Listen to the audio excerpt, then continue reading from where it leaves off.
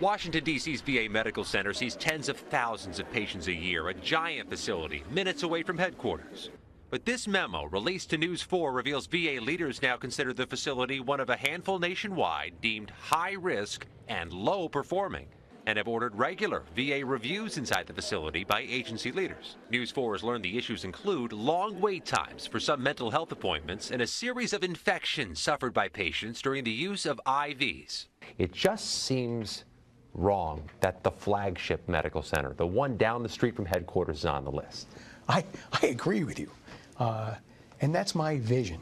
I want this to become the flagship for the Department of Veterans Affairs. It will be, but I can't do it in 6 months.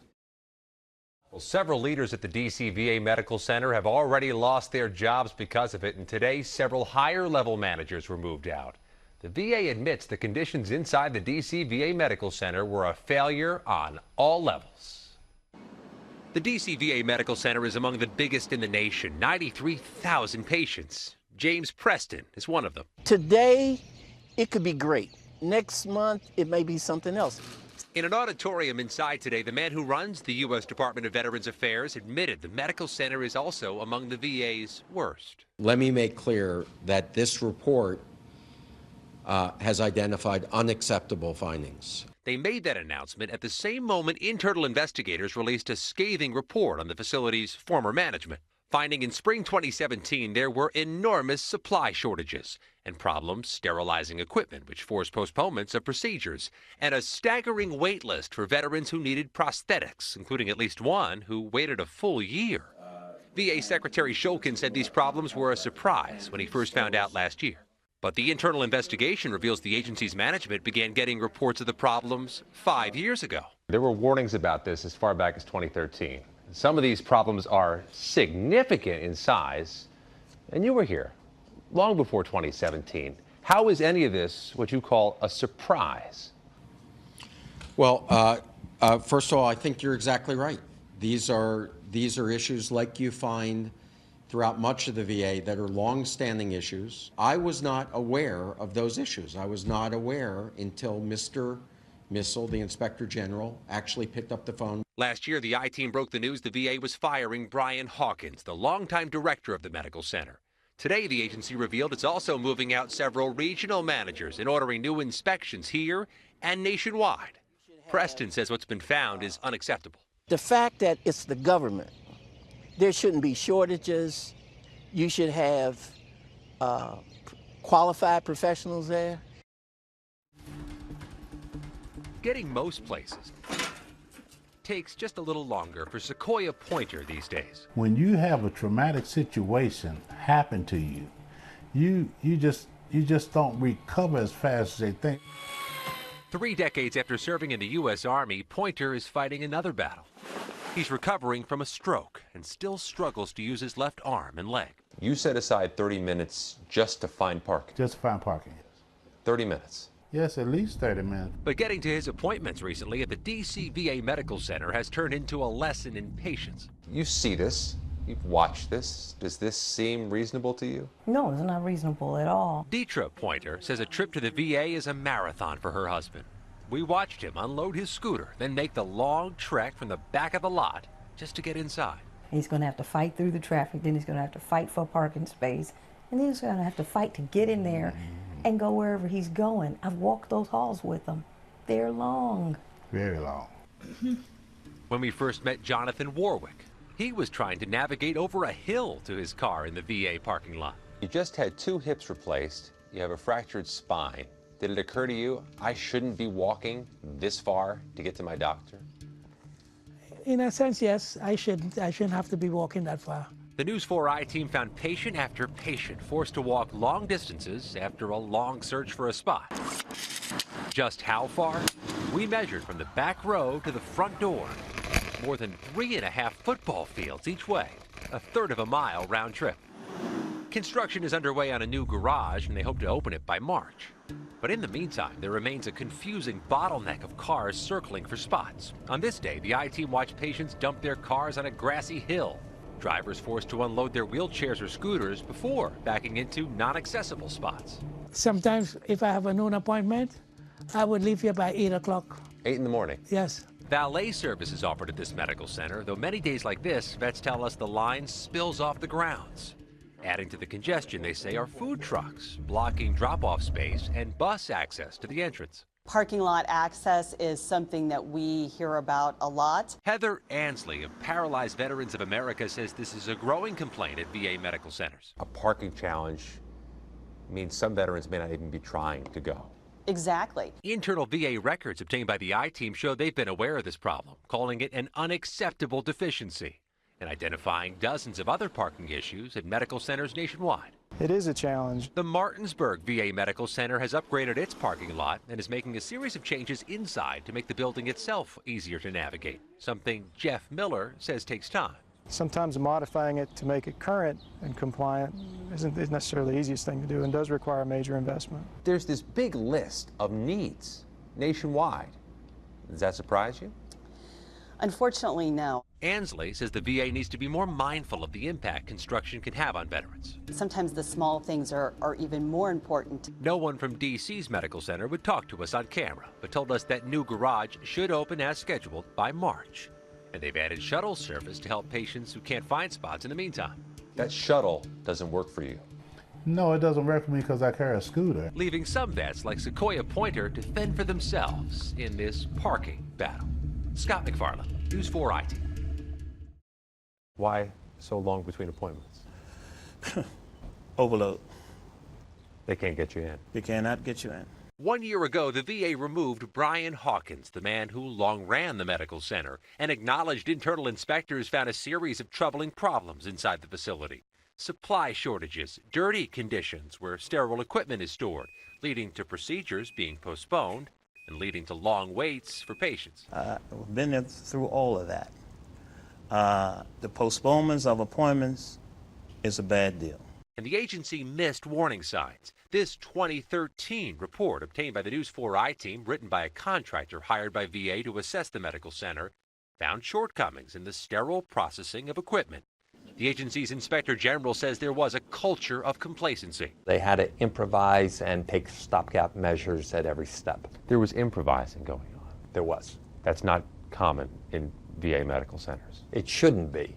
In February, the man who replaced that fired medical center director said improvements were being made. We have aggressively put in fixes for many of those problem areas, and we've made some great successes in here. But an I-Team review of internal agency records shows some of those problems still plague the medical center, even after those promises of improvement, including failures in the blood bank in late February. An inspector found supplies not safely stored, and another series of medical procedures postponed in the past month. A hip replacement delayed because of unsterile equipment, and a urology procedure canceled because of missing supplies. The procedure delays, do you often find those in this quantity at other medical centers? Not in this quantity. And there has been so much turnover. That medical center director brought in to right this ship, he's gone. Reassigned last week amid questions the agency failed to properly follow its own hiring policy. The VA secretary himself was fired, and there's no timetable to confirm his successor. So the man in charge of the medical center now is technically only in place through Monday. The job listing for a new medical center director is now posted online. The agency said Larry Connell was the fix-it man, a top advisor to Secretary David Shulkin, hired as acting director of the medical center in April 2017, just hours after many of the problems inside were first revealed publicly. But a memo written by the Office of Personnel Management and obtained by NEWS4 reveals the feds are concerned the fix was in for the fix-it man. It says the VA violated hiring rules, not interviewing other qualified candidates for the job, and didn't even interview Connell himself. The memo cites concerns of political influence or other impropriety. The 4th of July holiday in the nation's capital. For an Army veteran like Edgar Gleason, it's supposed to be a memorable day. I was having complications with multiple sclerosis. But not like this. They needed to admit you. Right. You needed to stay there. Right. It forced Gleason to the DC VA Medical Center, where he's been a patient for 30 years. Temperatures in the district that week hit 97 degrees outside, and inside, Gleason says it was unbearable. There was no air conditioning. No fans. No fans. I couldn't sleep at night because it was so hot. Forcing the man hospitalized because he could barely walk to walk out that night. I couldn't stay any longer. The NEWS4 I-team found his room wasn't the only one impacted in July. Air conditioning also failed in a medical center auditorium and on the 3rd floor. The agency said repairs are still underway. But this isn't the first problem with the cooling system here. In May, a burst cooling pipe flooded the 4th floor of the building, then spread to at least one other floor. It knocked out power and forced staff to scramble and move a patient from intensive care. That's unacceptable, says Veterans of Foreign Wars Associate Director Patrick Murray. When you have 90-degree weather with 90% humidity in the middle of July and August, that can lead to a terrible situation for these patients in these rooms. It can also run into refrigerator issues. And it has. In October, a refrigerator malfunction forced staff to throw away $250,000 of flu shots, 22,000 doses, according to a memo from federal overseers. And now you're out time, money, resources, and if there ever is a critical issue where you need those and the temperature system failed, that could lead to a life-threatening issue. Temperature problems have also put life-saving blood bank materials at risk. In this FDA inspection memo we obtained, a D.C. VA official acknowledges the blood bank has been having problems with the room temperature being too warm and says those concerns have been brought up since 2004, but they've not been successfully addressed. The VA told inspectors they'd get new refrigeration equipment, but that's just one item on a growing list. VA records obtained under the Freedom of Information Act show about $20 million of air conditioning, heat, and refrigeration updates are needed.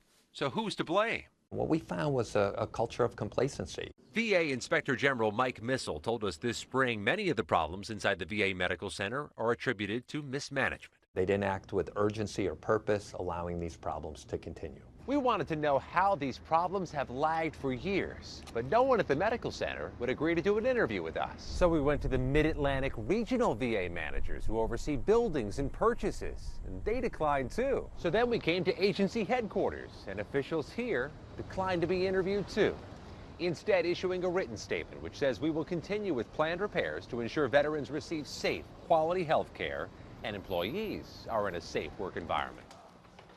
Back at his home, Edgar Gleason says that's not good enough and that someone needs to take ownership of these problems for the sake of America's veterans. I thought about other veterans who don't have that option. They have to go to the VA. And so that's when I said, I'm going to speak up this time. Doreen and Jim, earlier this summer, the NEWS4 I-team revealed a series of new problems inside a medical center that sees 100,000 veterans a year.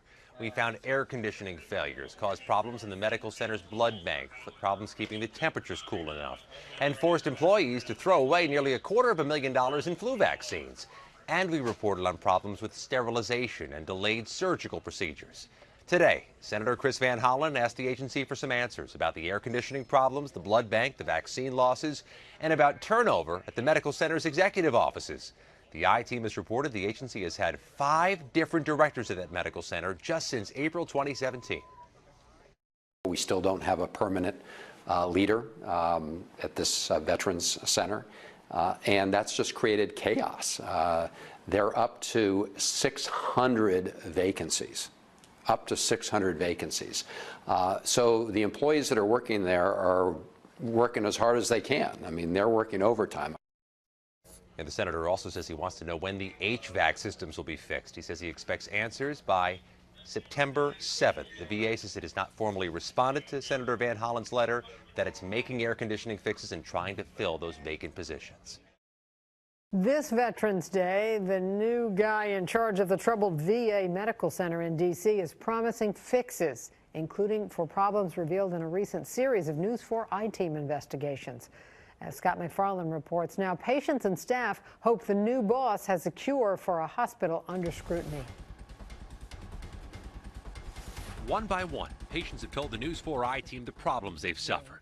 Air conditioning failures. I couldn't sleep at night because it was so hot. Long waits. Sometimes you have to wait all day before you could see the physician that you want to see. Even long walks amid a parking shortage. You would think that they would just put a little more effort into making it accessible for them. The U.S. Department of Veterans Affairs formally considers its giant Washington, D.C. VA Medical Center on Irving Street among the worst performing in the nation. In the past year, I-team investigations revealed problems with sterilizing equipment, surgeries postponed because of supply shortages, staffing vacancies, and leadership turnover.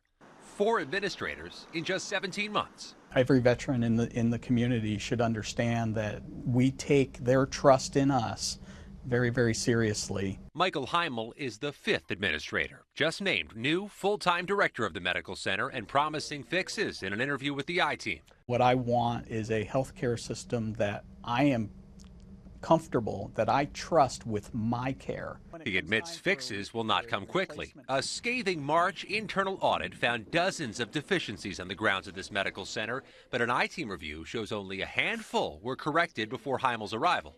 You have air conditioning issues in the summer. You have leaks in the roof. You have concerns about the building itself. How do you fix that?